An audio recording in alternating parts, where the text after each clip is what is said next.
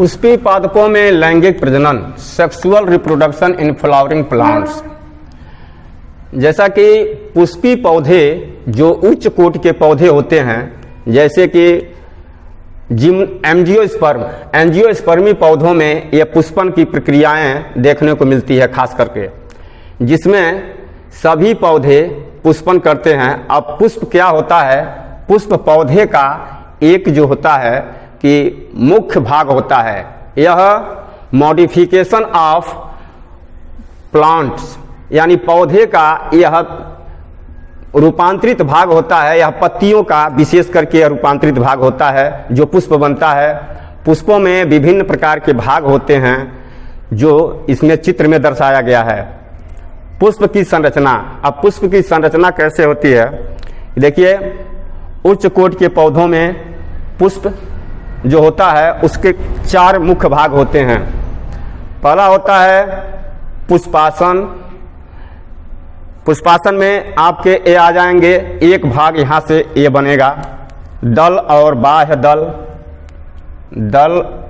दल बनेगा और पुष्पासन, उसी में यह पुष्प वृंत भी आ जाएगा। उसके बाद आपका हो जाएगा यह भाग दल वाला भाग हो जाएगा दूसरा। ये पहला हो जाएगा, ये दूसरा हो जाएगा। और तीसरा भाग होता है पुंकेसर का।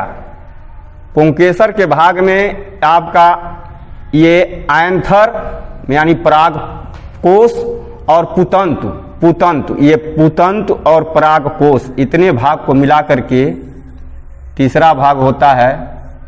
पुष्प का तीसरा भाग होता है। चौथा भाग होता है यहाँ से, यानी स्त्री केसर से लेकर के वर्तिकाग्र से लेकर के और ओवरी तक का यह चौथा भाग होता है।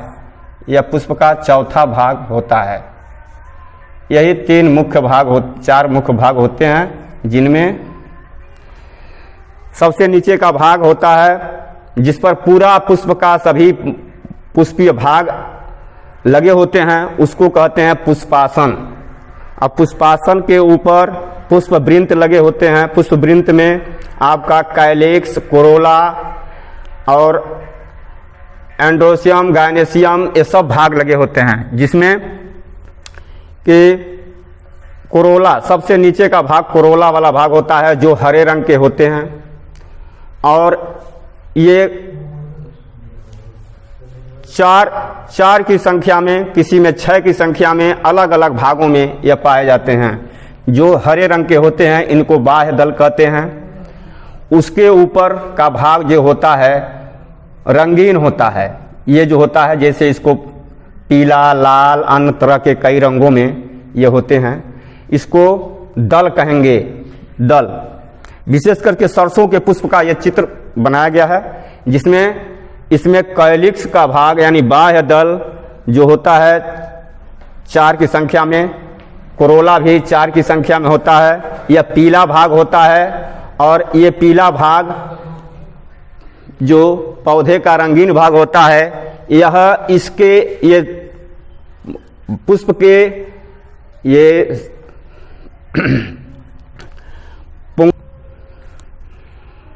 दल का भाग जो होता है पीला, लाल और भी तरह के गुलाबी कई कलर के होते हैं।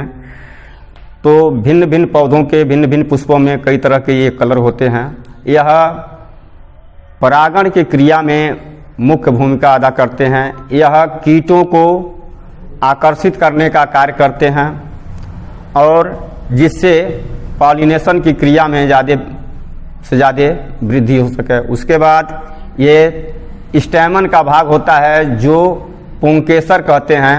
पुंकेसर में 2 भाग होता है, स्टैमन और एंथर। स्टैमन यानी ये इसको कहते हैं पुतंतु का भाग होता है पुतंतु, और दूसरा होता है ऊपर का भाग जो 2 भाग में बटा होता है, वह होता है परागकोश। इसको इंग्लिश में एंथर कहते हैं।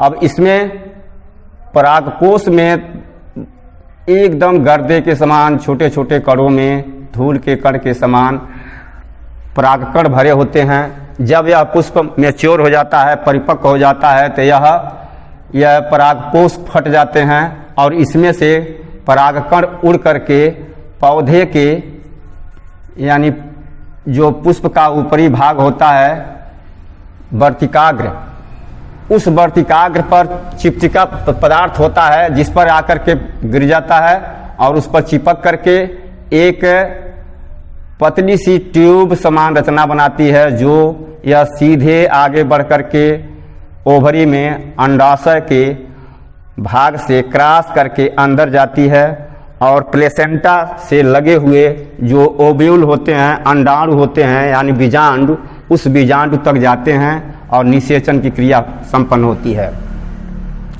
तो ये आपके पुष्पी पात्रों में लैंगिक प्रजनन की क्रिया हुई। अब देखिए, ये जो हुआ सरसों के पुष्प की संरचना के विषय में बताया गया है आपको। इस तरह से इसमें ये जो सरसों के पुष्प में जो 6 आपको फिलामेंट दिखाई दे रहे हैं, पराग ये जो है कि परागकोश दिखाई दे रहे हैं, पुतंत्र दिखाई दे रहे हैं, इसमें 4 बड़े होते हैं और कुतंत्र 4 बड़े होते हैं और 2 छोटे होते हैं। जो ये दोनों बगल में होते हैं, बड़े जो होते हैं फिलामेंट, ये ऊपर होते हैं और नीचे जो होते हैं छोटे फिलामेंट होते हैं। तो इस तरह से अलग अलग पुष्पों में अलग अलग से इनकी संरचनाएं होती हैं। अब यह जब पॉलिनेशन की क्रिया संपन्न हो जाती है तो ये हमारा जो पॉलिन ट्यूब बना हुआ है यानी पराग नलिका, इसको कहेंगे पराग नलिका, इसका नाम है पराग नलिका। पराग नलिका जो होती है, ये निषेचन क्रिया के बाद जब यह निषेचन हो जाता है, इसमें जब उसका जो है परागकण आ जाता है अंडप में, तो ये परागण की क्रिया संपन्न हो जाती है और यह नलिकाएं धीरे धीरे विलुप्त हो जाती हैं या गल जाती हैं यानी समाप्त हो जाती हैं। तो अब जो ब्यूल में यह जो है कि परागकण आ गया और यह निषेचित हो गया। अब यह कंप्लीट बीज बन जाएगा, मैच्योर होकर के बीज बन जाएगा और पुष्पन की सारी प्रक्रियाएं संपन्न हो जाएंगी।